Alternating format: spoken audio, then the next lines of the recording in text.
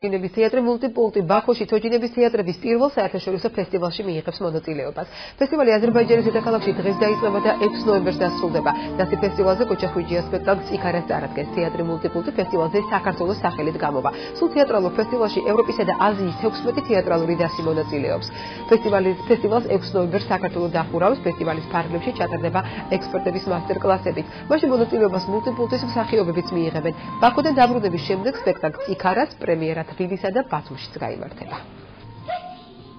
თეატრი მიემგზავრება 2 ნოემბერს ბაქოში თოჯინების თეატრების პირველ საერთაშორისო ფესტივალზე, სადაც წარადგენს ქართულ ხალხურ ზღაპარს წიქარას და ჩვენ გვერგო პატივი რომ დავხუროთ ეს ფესტივალი და 6 ნოემბერს ჩვენ ვითამაშებთ და იქნება პრემიერა ბაქოში და შემდეგ პირველ ფესტივალში ამ ისტორიულ მოვლენაში ჩვენ ვღებულობთ მონაწილეობას და ძალიან გვიხარია, ძალიან მონდომებულები ვართ, გვეშინია კიდევაც რა იქნება, როგორ იქნება, ნერვიულობთ, განვიცდით, მაგრამ ძალიან გვჭირდა ჩვენ თავის რომ ყველაფერი კარგად იქნება და ყველაფერს კარგად გავართმევთ თავს.